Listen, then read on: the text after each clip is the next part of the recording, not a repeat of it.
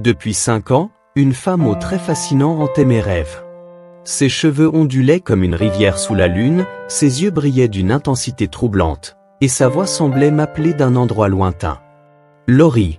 C'était son nom. Dans mes rêves, elle et moi vivions des moments si réels que je pouvais encore sentir la chaleur de sa peau lorsque je me réveillais. Salut, je m'appelle Alex. Étudiant en droit, en couple avec Misha depuis 3 ans. Notre histoire avait commencé de manière improbable. Misha venait d'un monde que je n'aurais jamais cru atteindre. Riche, généreuse et débordante de vie, elle avait littéralement transformé ma vie. Lors de notre première rencontre, dans un concours interscolaire, je portais un jean troué et des chaussures usées.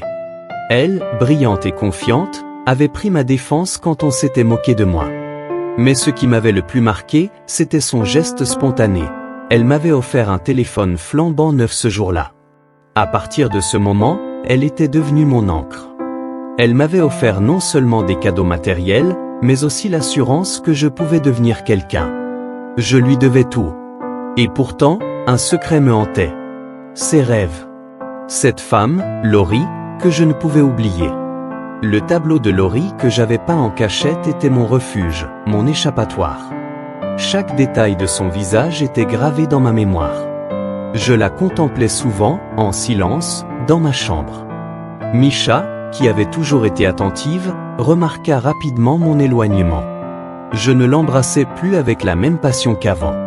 Nos étreintes, autrefois intenses et fusionnelles, semblaient manquer d'âme. Je prétendais être fatigué, accablé par mes études, mais elle n'était pas dupe. Un soir, après un dîner où nous avions partagé une bouteille de vin, elle s'approcha de moi. « Alex, qu'est-ce qui ne va pas ?» demanda-t-elle en posant une main sur ma joue. Ses lèvres effleurèrent les miennes, mais je reculai légèrement. Son regard devint froid, et pour la première fois, je vis une douleur que je ne pouvais ignorer. « Ce n'est rien, mentis-je. » Mais ce n'était pas rien. Tout bascula lorsqu'un jour, le directeur entra en classe pour nous présenter une nouvelle assistante. Quand la porte s'ouvrit, j'eus l'impression que le temps s'arrêtait. C'était Laurie. Pas exactement comme dans mes rêves, mais assez pour me troubler au plus profond de moi-même. Elle s'appelait Sahara, et malgré son nom différent, je ne pouvais m'empêcher de penser que c'était elle. Mon cœur s'emballa. Misha, assise à côté de moi, remarqua mon agitation. « Tout va bien ?» murmura-t-elle. Je hochai la tête, incapable de formuler une réponse cohérente. Les jours passèrent, et mon obsession pour Sahara grandit. Chaque fois qu'elle passait près de moi, son parfum semblait réveiller des souvenirs enfouis. Un soir, alors que Misha dormait profondément, je reçus un message de Sahara. Elle voulait discuter de son travail. Je savais que c'était une excuse.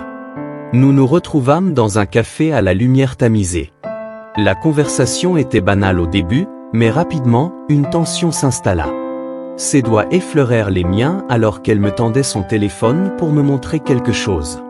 Cette nuit-là, je n'étais pas rentré chez moi. Dans une chambre d'hôtel, les draps portaient encore les marques d'une passion que je ne pouvais expliquer. Sahara et moi avions franchi une limite, et même si mon esprit criait à la trahison, mon cœur semblait en redemander. Misha découvrit tout. Un matin, alors que je sortais de la douche, elle était debout dans ma chambre, tenant le tableau de Laurie que j'avais tenté de cacher. Son visage était pâle, ses mains tremblaient. « Qui est-elle » demanda-t-elle, ses yeux pleins de larmes. Je restai silencieux, incapable de répondre. Elle comprit. Ce soir-là, elle quitta l'appartement, laissant derrière elle un vide que je n'avais jamais ressenti auparavant. Quelques jours plus tard, Sahara m'apprit qu'elle avait accepté une offre pour travailler à l'étranger. Elle partait dans une semaine. Quand je lui demandai si nous avions un futur ensemble, elle me regarda avec un mélange de tristesse et de résignation. « Alex, ce que nous avons partagé était intense, mais ce n'était pas réel. Je ne peux pas rester. » Et ainsi, je perdis les 2 femmes.